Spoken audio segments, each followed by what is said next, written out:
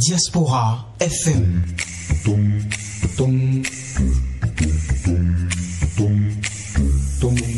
Diaspora FM, en direct de la Fondation Espace Afrique Civre de Glodibi, c'est le pied. Le point 7. Le point 7. Votre émission de décryptage de l'actualité nationale et internationale sur Diaspora FM 102.3. Heureux de vous retrouver, chers auditeurs de Diaspora FM, la 102.3. C'est l'émission Point 7 qui se donne pour objectif de revenir à froid sur les différents événements, notamment de la semaine, les événements les plus importants, les faits marquants de l'actualité, et bien sûr cette semaine. Avec moi pour l'exercice ce vendredi, YPL, Yves-Patrick Loco, bonjour. Bonjour Peggy Ludovic Dagba, bonjour aux auditeurs de Diaspora FM. De retour, on va dire. Oui, de retour, mais bon. À quoi devons-nous cette rupture momentanée, mais qui a relativement duré quand même dans le temps? Qui a duré dans le temps parce que j'avais d'autres obligations, c'est vrai. Je suis dans un même genre que vous de temps en temps. Donc, toutes ces situations, tous ces facteurs mis ensemble ont fait que je n'ai pas répondu présent à plusieurs invitations, mais je ne pourrais pas faire non plus de promesses. On va laisser le temps s'occuper de tout.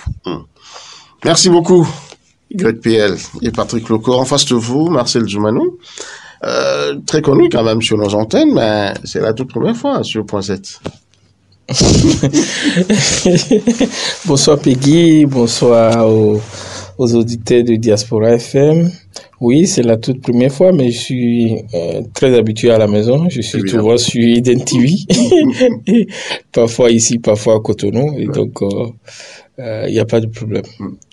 Et là, vous en avez quand même entendu parler, vous l'avez suivi, Point 7, quelle impression l'émission vous suggère? Et je dois avouer que je l'ai suivi une ou deux fois. Et chaque fois que je suis cette émission, j'ai toujours envie de resuivre parce que, en tout cas pour les deux fois que j'ai suivi, bon, les invités étaient vraiment à la hauteur et les analyses étaient un peu plus approfondies que ce que j'ai l'habitude de suivre ailleurs. Alors aujourd'hui, c'est vous qui passez au crachoir. D'autres auront l'habitude, ou en tout cas l'occasion, de vous d'apprécier vos analyses. Alors justement, pour emboucher la trompette de l'actualité, je ne sais pas si, comme moi, vous avez été peut-être interpellé par les différentes sorties de l'ancien président Boni Yayi. Il y a quelque temps, l'homme grattait sa guitare, je crois à l'occasion de la fête de Pâques. Et puis, il y a quelques semaines, c'est l'homme qui était, quelques jours, l'homme était sur le terrain, en train de s'échauffer grave, excusez l'expression. Dites-nous, est-ce que ceci vous a surpris, vous? Oh non, moi, personnellement, je ne suis pas surpris. Le président Boni Yayi est un personnage que je connais assez bien. Je l'ai suivi depuis, en tout cas, ces 20-30 dernières années, depuis qu'il était président de la Banque ouest-africaine de développement, et ces 10 ans à la présidence, je l'ai suivi. Et depuis 7 ans, 8 ans qu'il n'est plus à la présidence, je le suis aussi. C'est un personnage public dont les actions m'intéressent. Je ne suis pas surpris simplement parce que c'est c'est un personnage qui a un peu de l'humour, qui est un peu comique, qui prend peut-être les choses, je vais dire, du bon côté, qui aime amuser la galerie. Et donc, quand je l'ai vu en train de jouer à la guitare, de chanter, je crois 2 fois successivement, après également tenter de jouer au football, je ne veux pas dire qu'il joue au foot, il a tenté de jouer au football. Et puis après, je l'ai vu dans des églises en train de prêcher. Je ne suis personnellement pas surpris. Je sais que d'habitude, il aime un peu distrait, il aime un peu amuser la galerie. Et je sais que depuis qu'il n'a plus d'occupation officielle, il occupe son temps soit pour se recréer, pour distraire, mais aussi pour faire un peu de politique. Et donc, personnellement, je ne suis pas surpris. YQL, de votre côté? Avant l'apparition de Boni Yayi avec sa guitare à la veille Pâques, ce qu'il a repris, il y avait déjà cet échauffement que tout le monde a pratiquement oublié au stade Mathieu Général Kérékou il y a quelques années. Un samedi matin. Un samedi matin. Où l'homme est apparu en train de faire son jogging matinal. Oui, ça rappelle déjà en juillet 2006, quelques mois après son arrivée, cette descente dans les rues de Cotonou pour marcher contre la corruption, pour bouter la corruption hors du Bénin, on s'en souvient. Sous un chaud soleil. Sous un chaud soleil. Par les heures de 15 heures, 14 heures, 15 heures. Et franchement, c'était, on voyait des ministres dégoulinés, hein. On s'en souvient très bien. Donc, comme le disait Marcel tantôt, Boni Yayi, c'est quelqu'un qui est habitué à donner du show, on peut le dire ainsi. C'est quelqu'un qui est habitué à se faire entre griffes voire. Donc, on l'a vu ces derniers temps grincer les cordes de sa guitare. On l'a vu dans des églises, dans le mono. On l'a vu à Parakou, on l'a vu jouer au football. Ce que je peux dire, c'est que c'est sa vie privée. C'est vrai que les réseaux sociaux aidant, tout ça là va sur la toile désormais. Mais quelle analyse on peut en faire? Je crois que Boni Yayi, c'est un grand-père. Boni Yayi a eu une vie pleinement menée, avoir été docteur en économie, avoir été conseiller spécial du chef de l'État chargé de la macroéconomie, je veux parler du président Nicéphore Soglo, avoir été envoyé à la BOAD et avoir séjourné quelques années et couronner tout ça par le prestigieux poste de président de la République. Je crois que quand on a fait tout ce parcours, on peut s'amuser, on peut faire ce qu'on veut.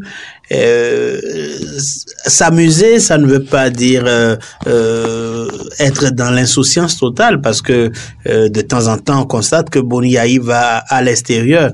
Il était en Corée du Sud il y a quelques semaines. Il va à des rencontres. Il a été négociateur dans une crise récemment. Donc, il ne passe pas son temps à jouer à l'insouciant, mais il s'amuse comme il le veut. Et si on était dans une classe d'école, je dirais que Boni Yayi a fini le programme et est en vacances, hein. Donc c'est c'est l'explication qu'on peut donner à toutes ces sorties du président Boni Yayi. Et c'est vrai que c'est les réseaux sociaux. Il aurait fait ça il y a quelques années, que tout le monde dans mon petit quartier quelque part ne l'aurait pas vu. Donc c'est parce que aujourd'hui il y a les réseaux sociaux et tout le monde a un portable, un smartphone qui a un appareil un appareil photo. Donc on peut prendre des images. Je crois que c'est ce qui amplifie les petits amusements entre griffes de l'ancien président de la République du Bénin. D'accord. Merci à vous, Patrick et Patrick Loco. Marcel Djoumainou, je vous sais assez, pétri d'expérience en matière politique, où il y a des faits qui, quand même, ne peuvent pas passer sous votre nez sans susciter des réactions. Un ancien président de la République qui se donne quand même, malgré tout ce qu'on sait de lui. J'allais rappeler aussi, à la fin de son mandat, ou les premières heures du mandat présidentiel de Patrice Talon, l'homme s'est retrouvé contre toute attente sur l'aéroport de Boukou, je crois, à Parakou, avant d'être rappelé à l'ordre par le nouveau régime. Donc c'est vrai, c'est un ancien président qui a la bougeotte, qui n'aime pas rester tranquille. Mais est-ce pour autant qu'on devrait prendre ces apparitions, ces faits comme ça au premier degré et ne pas chercher les dessous? Marcel Djoumainou. Non, pas du tout. Et moi, a priori, comme je l'ai dit, tous les faits posés par les hommes politiques, il faut les analyser doublement sous la bannière d'un citoyen ordinaire, mais sous la bannière de l'homme politique, et en faire une lecture purement politique. Et oui, tout à l'heure, Patrice disait que oui, c'est un homme comme tout le monde qui a fait un parcours et qui a besoin de retraite et qui a besoin de récréation. Oui, tout ça c'est vrai, mais pour ce qui concerne le président Boni Yayi, il reste un acteur politique, bien qu'il ne soit plus président de la République. Il est le président d'honneur du plus grand parti de l'opposition actuelle. Et pour ceux qui sont un peu proches de lui, ils connaissent son engagement politique actuel. Et parfois même, je n'ai trahi aucun secret lorsque je dis qu'au sein même de son parti, certains continuent de croire que c'est lui le président du Parti des démocrates. Tant il est visible, tant il est actif, tant il fait beaucoup de choses. Il administre. Oui, qui amène à parfois éclipser le président actuel qui est Éric Ronité. Il y a pas plus tard que, je crois, hier ou 2 jours, il a fait de 10 tonnes de ciment à un marché qui, je me rappelle, le marché Zongo, je crois. Voilà. À Parakou. À Parakou. Donc, il est très visible, il est très engagé. Et donc, lorsqu'il arrive à poser des actes de distraction comme ceux qu'on a cités là, tenter de jouer au football, chanter, c'est d'abord le premier objectif, c'est pour maintenir une sorte de visibilité et d'audience qu'il peut-être se dit qu'il a perdu. Et quand il fait ça, c'est que... Dans quel objectif? Dans l'objectif de... quel objectif se trouve-t-il obligé de maintenir ce capital visibilité, vraiment cette présence, on va dire, quasi permanente dans l'arène? Oui, c'est ça que je m'en vais vous dire. En fait, quand on observe très bien le président Boni Yayi, on a bien l'impression que il n'est pas encore sorti totalement de son rôle de président de la République. Et de l'un, quand vous l'observez, vous avez l'impression que parfois il se lève les matins, il se retrouve, comme il disait toujours, à la marina. Et donc, et d'ailleurs, lui-même l'a dit que quand, au début du régime, les discours avaient tenté de le pousser à la retraite, il avait dit qu'il était trop jeune pour être retraité politique. Il a pris l'exemple des présidents au Obasanjo, qui sont ces aînés de 20 ans, 10 ans. Mais qui sont toujours dans l'arène. Toujours dans l'arène. Et donc, il veut toujours garder, sans être président, son réseau d'influence. Il veut toujours garder un pouvoir pour influencer le jeu politique. Et je crois que tout ce qu'il fait, c'est dans cette optique. Et vous savez que le Bénin prépare des élections fatidiques très, je vais dire, est-ce que je vais dire, non pas très bientôt, je voulais dire des élections qui seront très discutées en 2026. Et vous savez aussi que 2026 est bien loin de nous, mais c'est aussi proche pour les hommes politiques. Ouais. Et dans beaucoup de coteries politiques, dans beaucoup d'états-majors, déjà, les stratégies par rapport à 2026 sont commencées. Et donc, moi, je crois que c'est une sorte de préparation du président Boni Yayi pour annoncer les couleurs en 2026. Il sera pas un acteur, il sera pas candidat.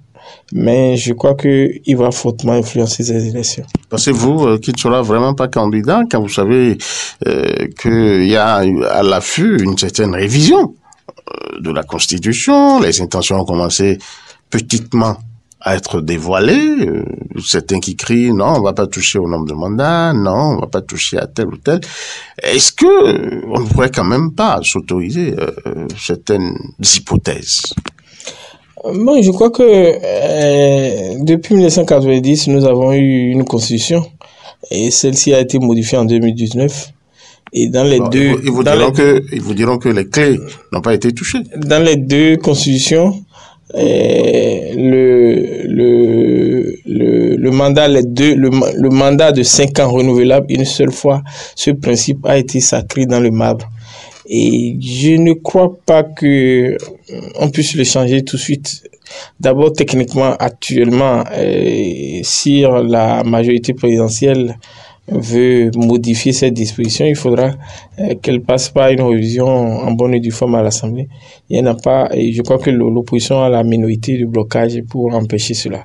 Et même si l'opposition n'a pas la minorité de blocage, je suppose que pour les Béninois d'aujourd'hui et pour ceux d'hier, le principe d'alternance est tellement ancré dans nos habitudes. Le Bénin fait au moins, même si notre démocratie n'est pas pour autant l'une des meilleures du monde, le Bénin fait exception en Afrique sur ce plan, en matière d'alternance régulière. Depuis 90, nous sommes en train d'avoir le 4e président, pendant que d'autres pays sont encore sur un seul président. Et donc, pour moi, c'est une question réglée et que ce sera difficile pour les acteurs politiques, quelle que soit leur volonté de revenir sur ça. Et même s'il y avait une révision qui doit permettre à des gens de revenir dans la scène, je ne crois pas que ça puisse ouvrir les vannes à des anciens présidents de briguer d'un 3e mandat. Peut-être que les gens vont jouer sur les petites nuances que les hommes, les acteurs, les juristes introduits dans les lois, et les petites nuances, les petits mots valises, les petits mots à équivoque sur lesquels ils se tablent pour revenir après pour parler d'une nouvelle république. Et dans ça, revoit encore le président Boni Yayi dans une poursuite de candidat. Je peux dire qu'en politique, il n'est jamais, rien n'est impossible, mais la probabilité que cela se réalise est peut-être très proche de zéro. Et Patrick Loco, vous étiez, comment dirais-je, optimiste. Vous êtes aussi optimiste que Marcel Simanou, dans ses analyses, qui trouve que, bon, apparemment, la crainte quant à un éventuel retour du président Yayi Boni est conjurée. Non, la réalité est là, hein. C'est vrai que Boni Yayi, il a envie de se faire voir, hein. Par exemple, le match, la partie de football qu'on a vu, qu'on nous a dit que les images proviennent de Parakou. Il savait que c'était filmé. Il savait qu'une fois filmé, ça allait être sur les réseaux, partagé un peu partout. Qui sait si c'est pas organisé? C'est aussi une stratégie de communication. C'est aussi de la communication. Vous ne me le faites pas dire. Donc, c'est dire qu'il pouvait bien l'organiser, qu'il pouvait avoir envie de se faire voir. Mais pour quel objectif? Notre constitution est claire aujourd'hui. Donc, Boni Yayi, peut-être qu'il travaille. Apparemment, vous ne voulez pas tenter le diable, parce que la constitution est là. Mais la Constitution a été touchée et elle peut être encore retouchée. La preuve, c'est que le président de l'Assemblée nationale l'a bel et bien dit. Et les autres qui ont suivi ne l'ont pas encore démenti jusque-là. Non, gageons que Boni Yayi, l'ancien président de la République, travaille pour son parti, le parti Les Démocrates, dont il est le président d'honneur jusqu'à aujourd'hui. Et pour qu'une bataille se gagne, ce n'est pas une seule personne, ce n'est pas des individualités qui doivent compter, c'est le travail de tout le monde. Je crois que Boni Yayi, ce faisant, est en train de jouer sa partition. Enfin, selon moi, on ne doit pas penser à autre chose au-delà de ce qu'il voilà. C'est peut-être faire un pied de nez à la FCBE, un parti qui est né sous son égide alors qu'il était président de la République. Aujourd'hui, tout le monde sait comment il a quitté la FCBE, tous les problèmes qu'il y a eu au sein de cette autre partie de l'opposition béninoise. Et peut-être, qui sait, si Boni Yayi ne montre pas qu'il se fout des gens, afin de ceux qui l'ont fait partir, disons les choses comme ça, de la FCBE. Tout compte fait, il a envie de se faire voir, il se fait voir, et c'est sa façon à lui On l'a vu en image grinçant les cordes de sa guitare. On l'a vu un peu partout. Je crois qu'il est quelque part demandeur également. Mais demandeur de quoi? Demandeur de cette visibilité-là qu'on lui fait sur des actions. Une visibilité pour une visibilité ou bien une visibilité pour attirer quand même des prébendes? Prébendes, je ne crois pas trop, mais ce que me suggère, en fait, ces sorties impromptues, parfois, ces sorties insolites même, c'est que l'ancien président de la République de 2006 à 2016 a envie qu'on sache qu'il est là, qu'il est toujours là, qu'il n'a pas bougé et qu'il vit pleinement sa vie. Mais Marcel, Joumenou l'a dit tout à l'heure, il y a quand même une année 2026 qui pointe à l'horizon où ce sera l'année électorale. Alors, est-ce que de ce côté-là, l'homme ne se prépare-t-il pas à jouer quand même une partition? Non, tout compte fait, tant qu'il aura le souffle de vie et qu'aucun test de la République ne lui interdit la participation à l'animation de la vie politique, il va continuer par le faire. On l'a estampillé, on l'a identifié par rapport désormais au parti, à la formation politique présente à l'Assemblée nationale, donc une formation politique de l'opposition, les démocrates. Donc on sait qu'il est avec eux, qu'il est le président d'honneur et son activisme, ma foi, doit profiter normalement à ce parti politique-là dont il est l'un des responsables, même s'il est s'il siège au niveau de président de la présidence d'honneur. Donc c'est dire que mouiller le maillot pour Boni Yayi, je ne pense pas que ce soit pour lui personnellement et que c'est pour le parti les démocrates qu'il est en train de travailler. Qui sait, personne ne peut lui interdire par exemple de vouloir siéger à l'Assemblée nationale qui s'il le veut, s'il le désire, c'est de son plein droit. Donc ça peut venir. Ça peut venir. On a vu un ancien président de la République devenir maire de la plus grande ville du Bénin. Un Boni Yayi siégeant à l'Assemblée nationale, je ne vois pas ce qui pourrait être bizarre là, hein. Donc il peut le faire, c'est son droit.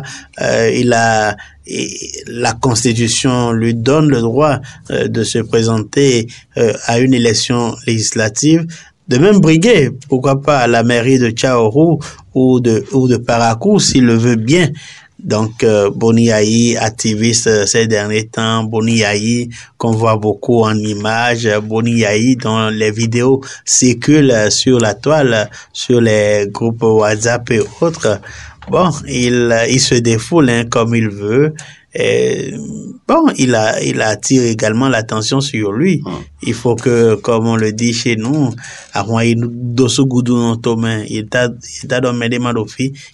voilà. Donc, il commence à se sentir oublié. Voilà. C'est ça? Je peux le dire ainsi. Donc, il faut que Boni Yayi, bon, c'est de son plein droit, hein, de se faire voir.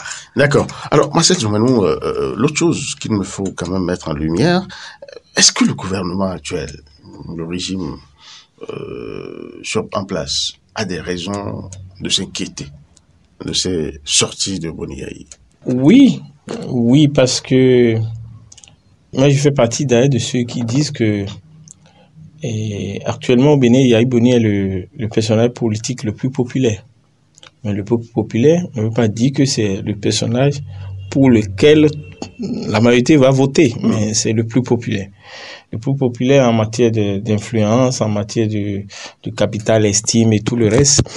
Et d'ailleurs, je suis même pas le seul à le dire. J'ai entendu des personnalités politiques qui sont dans l'appareil d'État actuellement, qui chuchotent en privé que il est le seul qui nous embête réellement. Et donc, chaque fois qu'il sort, chaque fois qu'il fait des déclarations, on voit l'engouement que ces sorties suscitent. On voit à quel point aujourd'hui il est toujours présent dans l'esprit des Béninois. Et ça fait 7 ans, disons 8 ans, bientôt 8 ans qu'il a quitté le pouvoir, mais il est toujours présent dans l'esprit des Béninois comme si c'était hier qu'il a quitté le pouvoir. Et donc, c'est un personnage très populaire. Et un personnage très populaire, surtout que il porte désormais les couleurs d'un parti qui n'est pas un parti au pouvoir. Et c'est évident que ces sorties, ces déclarations et cette popularité va déranger ceux qui sont au pouvoir actuellement. Il n'y a pas de doute là-dessus. Et quand vous discutez avec eux en privé, vous sentez que dans tous les schémas politiques et qu'ils émettent dans toutes les stratégies, ils tiennent compte du fait qu'il y a un monsieur qui s'appelle Boni Yayi et qui peut être une bête noire, un élément perturbateur de cette stratégie. Est-ce que ceci ne vient pas de son irruption, sa dernière irruption, dans la campagne électorale des législatives? Tout le monde, sinon personne ne s'y attendait, et ça a permis aux démocrates de faire mouche. Est-ce que ce n'est pas peut-être un élément du genre qui est craint? Oui, évidemment, s'il y avait eu d'autres élections inclusives où des partis de l'opposition étaient présents, on allait le voir dans la même posture. Je crois que c'est la première élection, en tout cas les élections de janvier dernier, c'était les premières élections inclusives qu'on a eues depuis 2016.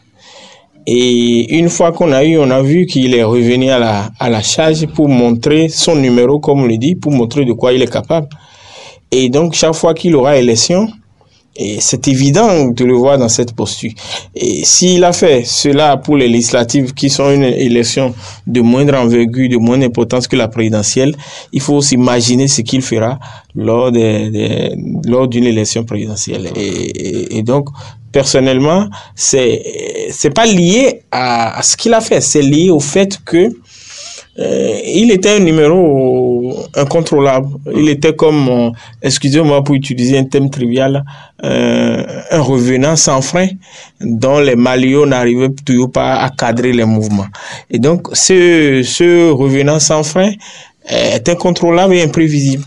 Et à chaque fois qu'il s'agira d'un événement politique comme une campagne électorale, comme une décision importante à prendre, Yayi Boni apparaîtra toujours comme un élément dont soit les actions ne seront pas prévisibles à l'avance, mais aussi un élément perturbateur dans toutes les stratégies que le gouvernement va faire. Alors donc le gouvernement béninois, Yves-Patrick Loko, aura désormais à compter avec cet élément inconnu.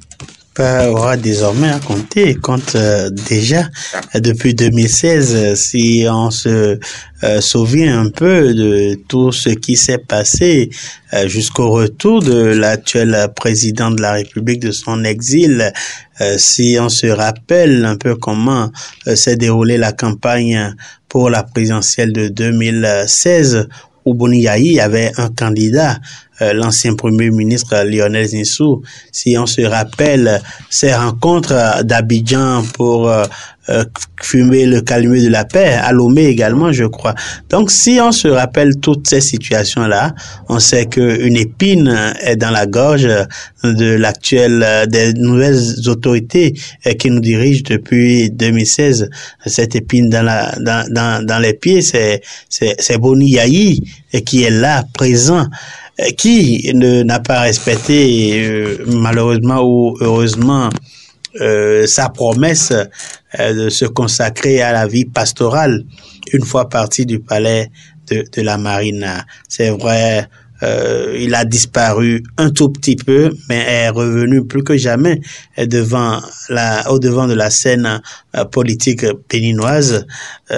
Quelques sorties, c'est toujours par rapport au partage sur les réseaux sociaux.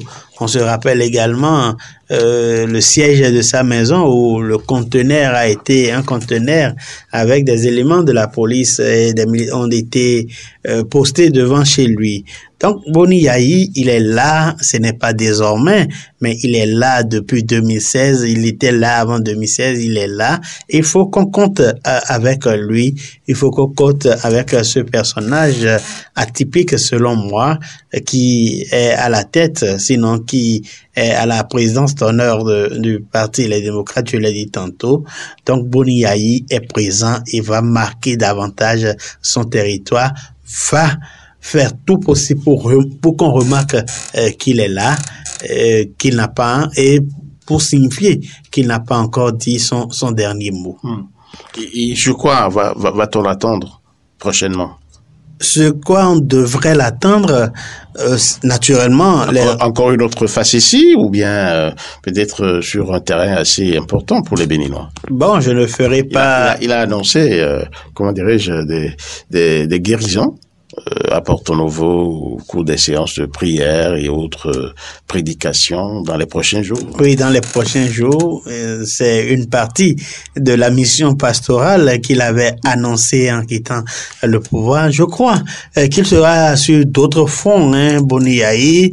On sait même que récemment, sinon en avril dernier, dans le cadre de l'anniversaire de décès de son premier directeur de cabinet, Feu Ahmed Akobi, Boni Yayi était accompagné de quelques éléments de la formation politique dont il est président d'honneur. Ils étaient du côté de Manigri, c'est bien cela. Voilà, ils étaient là-bas. Donc, Boni Yayi va marquer le terrain, qu'on le veuille ou pas.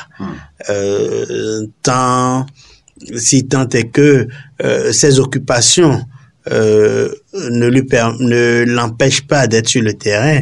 Vous savez, c'est quelqu'un qui voyage de temps en temps également, qui va à l'extérieur. Mais je crois que tant qu'il sera sur le territoire béninois, il va marquer son temps, il va faire des apparitions. Mais ce que j'aurais voulu de lui, il ne le fait peut-être pas encore. Et s'il ne le fait pas, c'est peut-être pour ne pas empiéter sur sur les prérogatives de son parti, les démocrates. On sait que ce parti-là, avec ses 28 députés à l'Assemblée nationale, anime bien la vie parlementaire. Il y a déjà eu beaucoup de questions orales posées par les députés du groupe parlementaire, les démocrates.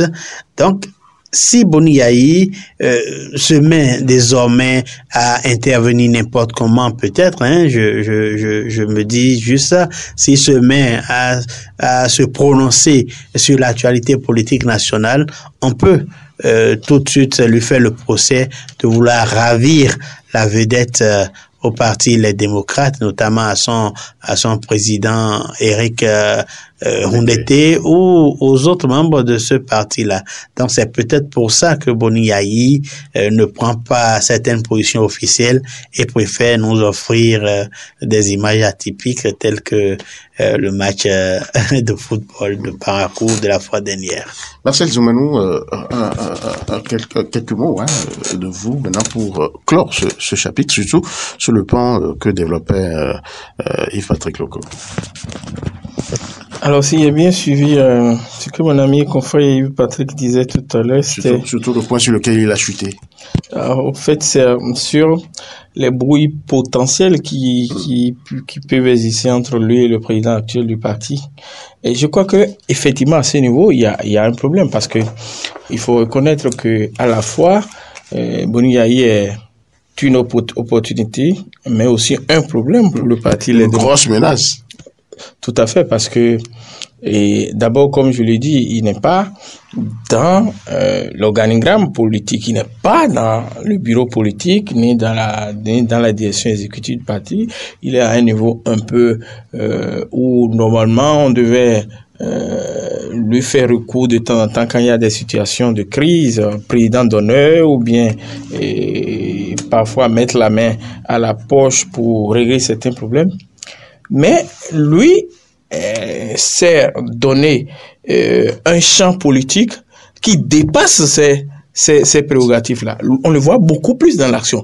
Et je donne comme exemple sa dernière déclaration, je crois, le lundi à Parakou, au cours d'une prière, où il a lancé un appel pour dire qu'il faut aller à un dialogue politique pour revoir les institutions impliquées dans l'organisation des élections. Une telle déclaration, dans un parti qui fonctionne normalement, devrait être portée par le président du parti, ou bien l'un des responsables, un porte-parole, quelqu'un qui a un titre vraiment impliqué dans le fonctionnement régulier du parti. Et donc, le président Boni Yayi, c'est un problème pour le parti. Je crois que pour ne pas trahir des secrets ou des confidences. Ou alors, Marcel Zoumanou, est-ce qu'il craint que le parti des démocrates ne pose pas les vrais problèmes qui, pour lui, sont importants pour la nation?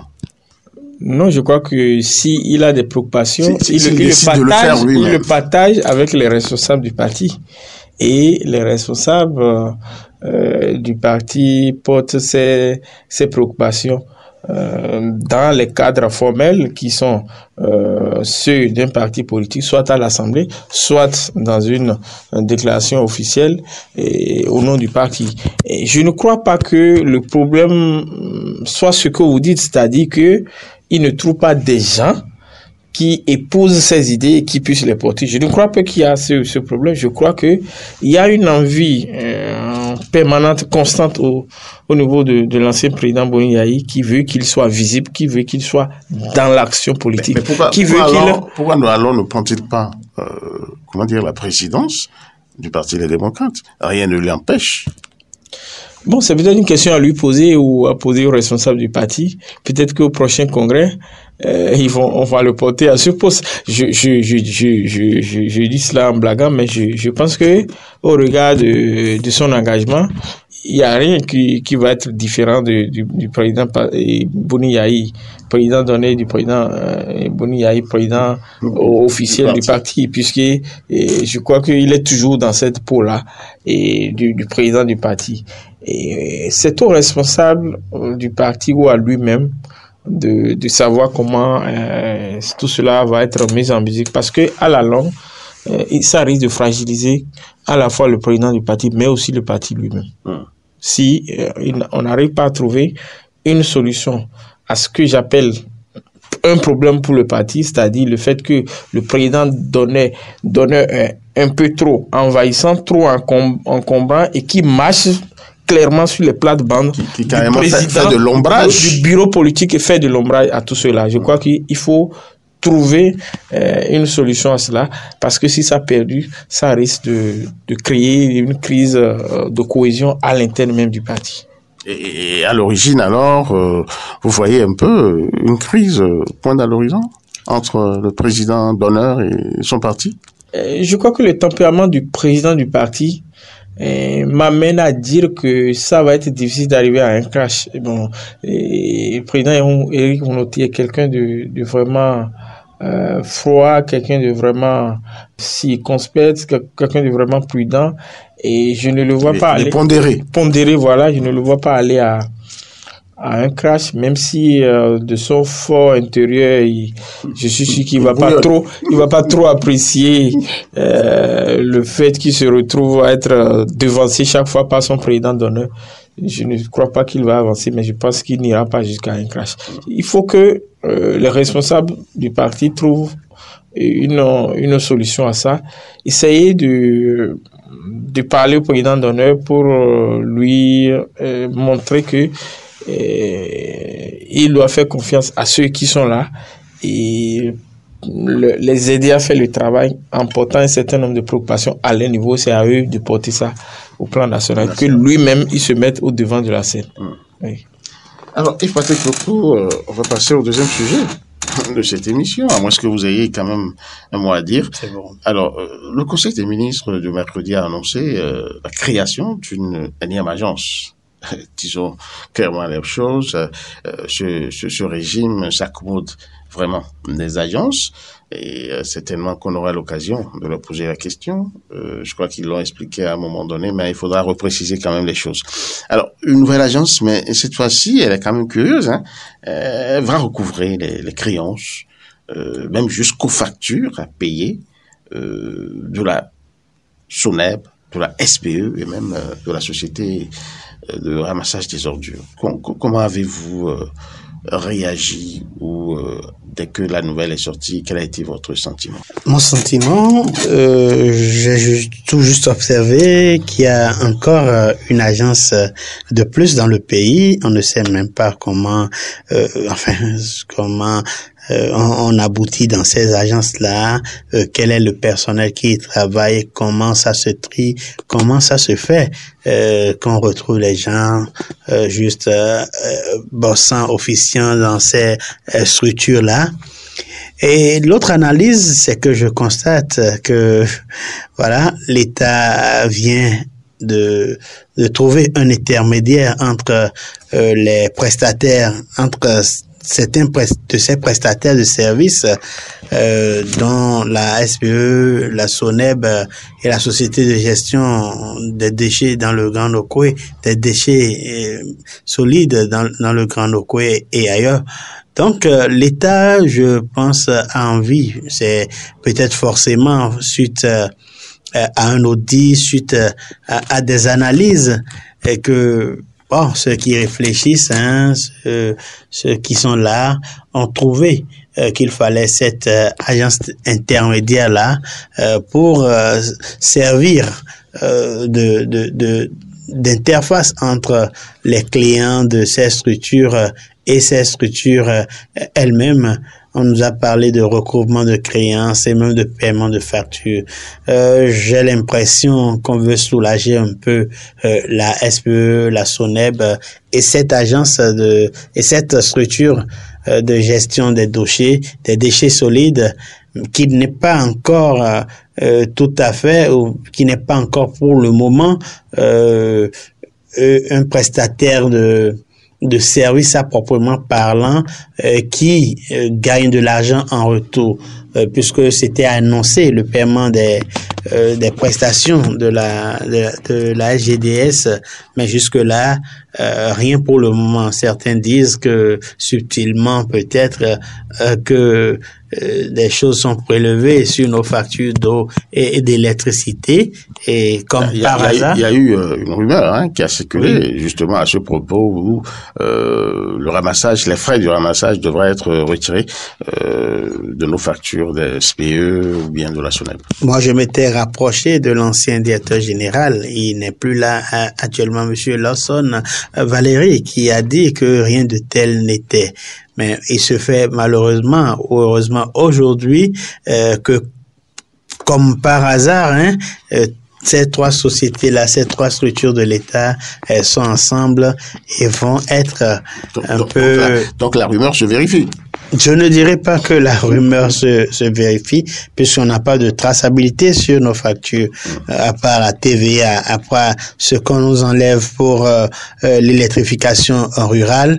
Je ne crois pas que qu'il y ait une ligne dédiée à cela. Ça peut rester peut-être dans le sans être inscrit. Et là, on n'est pas dans la transparence, ce qui n'est pas bon. Mais ce qu'on constate, c'est que ces trois structures sont ensemble en attendant que d'autres les rejoignent. Et je crois que aussi c'est pour soulager la SBE, la SONEB. Je ne vois pas. Les soulager de quoi? Ils ont quel problème? Ils ont quel problème? Oui. Parce qu'ils ont du mal, ces sociétés-là, à recouvrer leurs créances, à recevoir le paiement des factures. Qu'est-ce qui se passe? Pourquoi vraiment les soulager? Quel est le problème qu'on veut régler, selon vous? Je pense que beaucoup de structures, notamment de l'État, doivent à ces sociétés-là. Par exemple, je sais que cette société-là, elle se fait payer par les clients, les usagers. Et si en cas de non-paiement, on constate, que les agents de ces sociétés-là viennent, qui pour enlever les compteurs, qui pour vous bloquer momentanément l'accès à l'utilisation de leur service. Je crois que c'est quelques-unes de ces difficultés-là que l'État a envie de régler. On va nous dire que ces mesures-là n'ont pas prospéré, c'est ça? Peut-être, sinon je ne crois pas que qu'on s'est levé est nihilo pour pouvoir penser à la création de cette agence. C'est que c'est le fruit de réflexion, le fruit d'audit, la conséquence d'un travail vraiment mené de fond, mené au sein de ces sociétés-là, et qui a abouti à cette création d'une agence pour pouvoir gérer, en fait, pour pouvoir faire marcher les activités telles qu'elles sont prévues et dont on nous a parlé dans le compte rendu du Conseil des ministres de mercredi dernier. Marcel Djoumano, vous êtes du même avis que Yves-Patrick Loco? Bon, oui. Je dirais oui parce que d'abord j'ai noté, ça c'est une préoccupation qui est un peu préjudicielle. J'ai noté que depuis l'avènement du président Patrice Talon, il y a une inflation d'agences. Les agences sont créées presque dans tous les ministères, dans tous les secteurs aujourd'hui. Et quand moi j'ai cherché à savoir pourquoi, on m'a expliqué que c'est qu'au niveau des agences, la prise de décision est plus facile et plus les mouvements de décaissement sont plus faciles. Et donc, moi, j'ai compris alors l'intérêt pour le gouvernement qui veut peut-être aller très vite de créer des agences un peu partout, et même si c'est au détriment des ministères et des structures classiques qui existaient. Vous entendez aujourd'hui certains qui sont dans les ministères, qui disent bon, nous ne faisons pratiquement plus rien. C'est les agences tout est au niveau des agences. Qui gèrent tout. Quand vous allez dans certains ministères, les gens vont seulement pour croiser les bras et ils sont des exécutants. Il n'y a plus rien qui bouge. Ceci dit, moi je trouve que bien que les agences ont permis de faire avancer un peu les choses, il ne faut pas en créer pour créer. Les sociétés dont on a parlé, je crois on a parlé du SBE, SONEB et la société qui s'occupe des ordures dont le nom m'échappe. Ces trois sociétés, pour ce que j'en sais, non pas, ça c'est une préoccupation d'ordre de précaution, ne fonctionnent pas entièrement avec un actionnariat purement public. Je crois que dans toutes ces sociétés, toutes les sociétés d'État, à moins qu'ils aient changé les choses aujourd'hui, ont une grande partie d'actions qui viennent du gouvernement et les autres c'est privé. Donc ça c'est le premier niveau de précaution qui moi me perturbe un peu. Le deuxième c'est que pour cette agence-là spécifiquement, c'est comme si les sociétés ont échoué elles-mêmes dans ce qu'elles ont l'habitude de faire, parce qu'une société doit avoir un service, même un département qui s'occupe de recouvrer ses créances. C'est comme si on est en train de prendre une partie des prérogatives de ces sociétés, ou carrément que les sociétés elles-mêmes ont dit nous avons échoué dans ce sens-là et nous voulons maintenant qu'une autre structure nous aide à recouvrer les créances. Ça c'est le premier problème. Le deuxième problème c'est que la structure qui est créée, qui va recouvrir les créances, ça fait un double emploi et ça fait des dépenses inutiles. Je ne sais pas si le fonctionnement de ces agences va être greffé sur les créances qui vont recouvrir. Sinon là, moi je vois plus l'intérêt de faire recours à ces agences, parce que peut-être ils vont recouvrir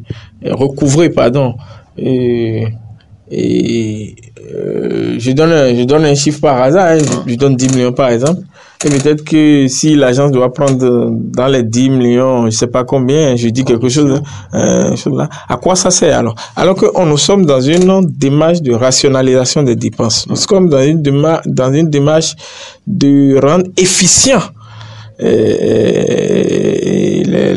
la dépense efficiente, la dépense publique. Et donc, pour moi, c'est juste qu'on veut créer quelque chose pour peut-être trouver du boulot.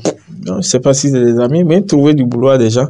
Mais en réalité, le problème pour lequel cette agence sera créée, ça va régler un problème, mais ça va en créer un autre.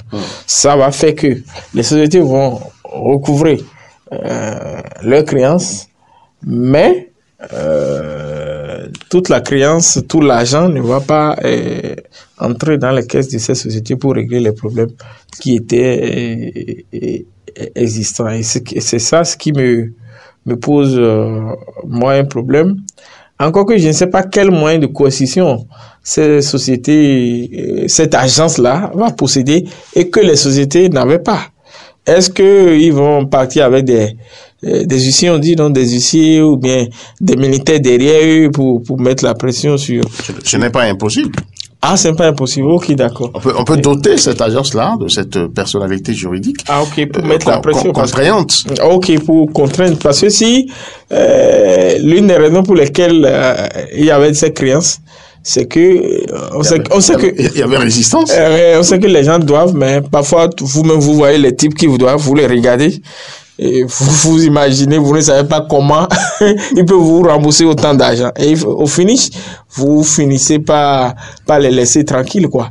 Et donc, il y a plein de ces cas, des types qui vous doivent, mais à la limite, qu'est-ce que vous allez faire? Les prendre eux-mêmes, les vendre pour prendre l'argent? Mais je sais pas trop. Je ne dis pas qu'il faut encourager les débiteurs insolvables. Mais je sais qu'il y a beaucoup qui ont des dettes et qui aujourd'hui sont dans des position d'incapacité de rembourser ces dettes-là vis-à-vis de la SBU, vis-à-vis de la SONEB. Il paraît qu'il y en a aussi qui sont animés de la mauvaise foi et qui profitent peut-être de leur position aujourd'hui pour ne pas payer. Oui, tout à fait. Pour ceux-là, je crois que les moyens de coercition peuvent donner quelque chose, mais pour les autres, je crois que c'est le plus grand lot. Je ne sais pas ce que ça peut apporter de plus. Mais alors, comme l'évoquait Yves-Patrick Loco, Marcel Tchoumanou, est-ce que cette agence-là ne pourra quand même pas permettre à cette société de rentrer dans des fonds qu'on pensait vraiment perdus? C'est à l'aune de ces activités qu'on va mesurer de quoi elle est capable, cette agence-là qui sera chargée de recouvrer les créances, d'encaisser les factures pour la SONEB, pour la SBE, pour la SGDS. Donc, on va attendre voir comment tout ça là va se déployer sur le terrain. Est-ce que désormais, on n'ira plus au guichet de la SBE, de la SONEB pour payer leurs prestations, pour payer nos factures, ou est-ce que on ne sait encore pas grand-chose, on ne sait pas grand-chose de cette agence-là. Donc, on va attendre les semaines à venir pour voir réellement de quoi cela retourne. Ceci dit, moi, j'aurais voulu qu'avant la création de la mise en place de cette agence-là, que les problèmes qui existent, qui sont persistants, se règlent d'abord. Nous sommes dans une période où c'est l'effacement à tout bout de champ, et c'est vrai, les gens... Pour éviter de parler de coupure ou de délestage, vous parlez d'effacement. Puisqu'on nous a dit que c'est pas des délestages, c'est pas des coupures, donc c'est le mot qui me vient à l'esprit, puisque c'est le mot qui est couramment utilisé désormais.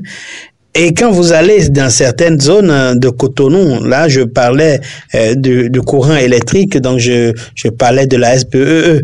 Mais quand vous allez dans Akpakpa, vous allez dans certaines localités, certains quartiers de Cotonou, il faut se réveiller à 2h ou 3h du matin pour avoir quelques gouttes d'eau dans son robinet.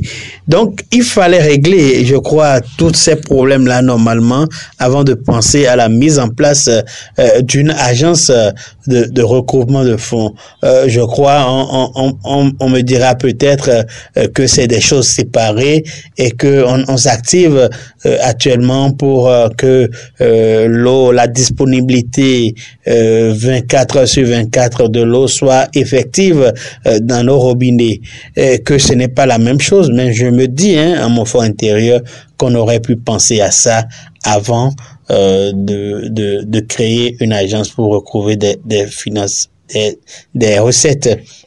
Parce que imaginez, ce n'est pas de gaieté de cœur que les gens vont vers les guichets pour payer parce que vous n'avez pas l'eau, vous n'avez pas l'électricité, mais des factures encore salées arrivent chaque mois. Donc il y avait de ces problèmes-là qu'il fallait régler en amont avant de parler d'agence de recouvrement des finances. Marcel Joumanou, est-ce que certains aussi se demandent si par ce biais-là, on ne va pas en profiter pour encore augmenter le coût de l'électricité, le coût de l'eau et pourquoi pas le coût de ramassage des ordures. Parce qu'il faut bien quand même que l'agence puisse vivre. Oui, et ce n'est pas exclu. Moi, je le dis, ça n'en déplaise à ceux qui pensent que chaque fois que on critique une option du gouvernement, on est de l'opposition. Moi, j'ai toujours dit que quand je vois les actions du gouvernement, la plupart ne tiennent pas compte du fait que le faible pouvoir d'achat des populations. Moi, j'ai appris quelque part que quand vous êtes un gouvernement, vous voulez prendre une décision, vous tenez compte de la grande majorité. La grande majorité ici, c'est les gens qui ont des revenus très bas. Pour ceux qui en ont, beaucoup n'en ont même pas. Et donc, j'ai la même crainte, les mêmes inquiétudes que on puisse créer des tasses qu'on va greffer de façon discrète à d'autres tasses existantes pour permettre de payer, de faire payer aux consommateurs, aux clients, le fonctionnement de cette agence-là. J'ai cette crainte et connaissant comment les choses fonctionnent au niveau du gouvernement, où il y a des petits calculs qui sont faits, mais qui sont toujours faits en défaveur des populations. Quand vous prenez aujourd'hui vos factures d'électricité, moi, à chaque fois que je dois payer, c'est toujours avec colère, avec parfois de l'énervement que je le fais. Quand vous prenez parfois vos factures, vous voyez déjà ce que vous payez comme taxe faux frais. En tout cas, pour moi qui suis un compteur à 4, vous achetez parfois de consommation pour 5 000 francs. On peut vous enlever jusqu'à 2 000, 2 500 de faux frais. Vous allez voir TVA, l'électricité rurale, taxe fille ou bien chai fille, c'est plein de choses qu'on vous allie. Et peut-être que c'est dans l'une de ces lignes-là, qu'on va greffer ou bien on va cacher ça et augmenter ça. C'est comme ça fonctionne. On sait que si on vient vous dire que c'est ça, on va faire, les gens vont crier, on va trouver le mécanisme, on va greffer ça sur une de ces lignes-là. Et déjà que peut-être que beaucoup n'en savent pas que le coût même du kilowatt a augmenté de prix ces dernières années sans que le gouvernement ne vienne expliquer quoi que ce soit. La société l'aurait signalé quand même. Ah, je ne sais pas, mais moi, je suis dans la presse, peut-être que je n'ai pas fait attention à la communication de la société, mais moi, j'ai constaté, en achetant du crédit pour ce qui est de l'énergie électrique, que le prix du kilowatt a augmenté sans que personne n'ait venu nous dire quoi que ce soit. Et donc, c'est comme ça les choses se passent et c'est ce qui est vraiment regrettable, quoi. Oui. Voilà, chers invités, chers débatteurs, on est en train d'arriver petitement à la fin de cette émission. Est-ce que Patrick Loco a peut-être un dernier espoir à annoncer? Non, c'est que les problèmes qui existent sur le terrain soient réglés. J'ai suivi une sortie du directeur général de la SONEB il y a quelques semaines qui apaisait, qui rassurait les populations, notamment celles d'Apapa, de ce que la disponibilité à plein temps de l'eau dans les robinets sera effective dans les semaines à venir, que ces équipes sont à pied d'œuvre. Je veux espérer que... Jusque-là, c'est pas encore une réalité. Non, c'est pas encore une réalité. Et, moi qui vous parle, je me réveille toujours à 2 heures du matin pour espérer avoir quelques gouttes d'eau. Et encore, quelle eau on a dans nos récipients, dans nos bidons ou dans nos seaux. Tout ça à Cotonou. Oui, tout ça à Cotonou. Aujourd'hui à Cotonou. Toujours à Cotonou, en plein 21e siècle. Donc on va espérer que ces problèmes-là se règlent pour le bonheur des populations. Et je crois que une population qui a de l'eau à plein temps, qui n'est pas obligée de se réveiller à 2 heures du matin à guetter l'eau, je crois que c'est de gaieté de cœur que cette population-là ira pour payer sa facture. Merci, Patrick Loco. Marcel Zoumano.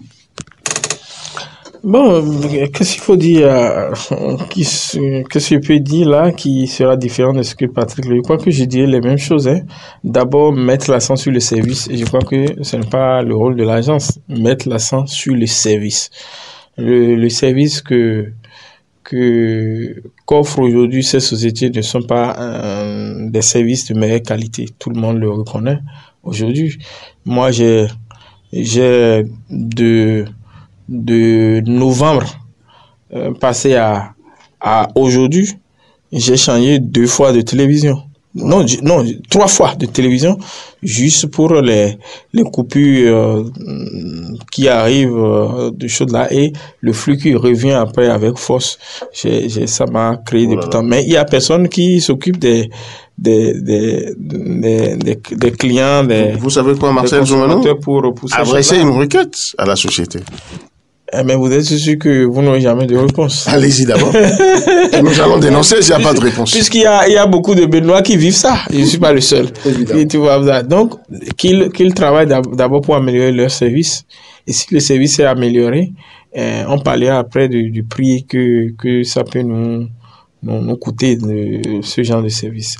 Moi, personnellement, le problème d'eau, je ne suis pas confronté à ça puisque je suis autonome. En matière de choses là, je ne suis pas concerné, mais je pense que le problème de l'eau est encore beaucoup plus crucial puisque on peut vivre dans le noir, mais je ne pense pas qu'on puisse vivre sans l'eau pendant une journée, 2 jours. C'est pas possible. Donc, je souhaite que les services soient améliorés et qu'on pense, et s'il faut subventionner ces services, puisque c'est le minimum pour les populations d'avoir de l'eau, d'avoir de l'électricité aujourd'hui. Le gouvernement est en train de faire beaucoup de beaux discours pour dire que nous sommes déjà engagés sur le chemin du développement réel. Et le développement réel, c'est qu'on doit avoir de l'électricité, de l'eau à des prix vraiment bas. Pas au prix auquel on doit le vendre à la Chine, mais au prix accessible aux populations béninoises qui ont un pouvoir d'achat très, très, très faible. Et c'est sur ça que moi, je souhaite que le gouvernement travaille. Merci vraiment, Marcel Zoumano. Je rappelle, vous êtes le directeur de publication du journal La Nouvelle Tribune. Et bien sûr, ce journal qui appartient à ce regretté aîné Vincent Folly, à qui nous rendons hommage dans cette émission. Merci également à vous, Yves Patrick Loco. Vous êtes à la Radio Nationale. Merci d'avoir été avec nous. À la semaine prochaine. Le point 7. Le point 7, votre émission de décryptage de l'actualité nationale et internationale sur Diaspora FM 102.3. Diaspora FM.